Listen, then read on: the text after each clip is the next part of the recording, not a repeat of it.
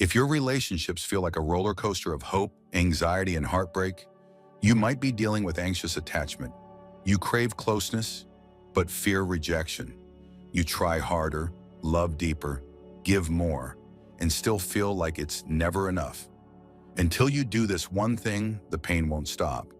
So let's talk about what's really happening underneath the surface and how to finally break the cycle. Attachment theory explains how we connect to others based on our earliest relationships. There are four main styles: secure, anxious, avoidant, and fearful avoidant. Anxious attachment develops when love in childhood felt inconsistent, sometimes warm, sometimes withdrawn. So now love feels like a chase. You overanalyze texts, you feel too much, and you constantly ask, do they really care about me? To avoid abandonment, you start to people please. You become easygoing, undemanding, always available. But the truth is, people pleasing is just self-abandonment in disguise. You hide your needs hoping they'll stay.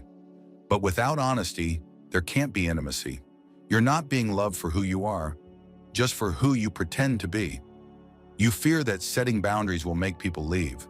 But boundaries are not rejection, they're protection. They don't disconnect us. They define the connection. They tell others, this is how I feel safe in love. Without them, you lose yourself. With them, the right people come closer. Anxious attachment can feel clingy. Why? Because your nervous system is constantly scanning for signs of abandonment. You ask for reassurance over and over, but no answer feels like enough. That's not neediness. That's a nervous system stuck in survival mode. And until you feel safe inside, no partner can soothe that fear. So you chase emotionally unavailable people because deep down, it feels familiar. You confuse unpredictability with passion. You think, if I can make them love me, I'll finally feel worthy. But love isn't something to earn. And if you're chasing them, they're not choosing you. Most anxiously attached people don't fear being alone. They fear being abandoned after they've shown who they are. So instead, you abandon yourself first. You silence your needs. You play it cool. You try to be what they want. But that kind of love will leave you empty every single time. If someone manipulated you, gaslight you, made you feel like you were the problem, let me say this clearly. It was not your fault. You were vulnerable, yes, but their abuse was a choice, not a reflection of your worth. Anxious attachers often avoid conflict. You don't want to rock the boat, so you stay silent. But conflict avoidance is the quickest path to resentment. Your unspoken needs turn into bitterness, and eventually the silence becomes unbearable. Here's a hard truth to face.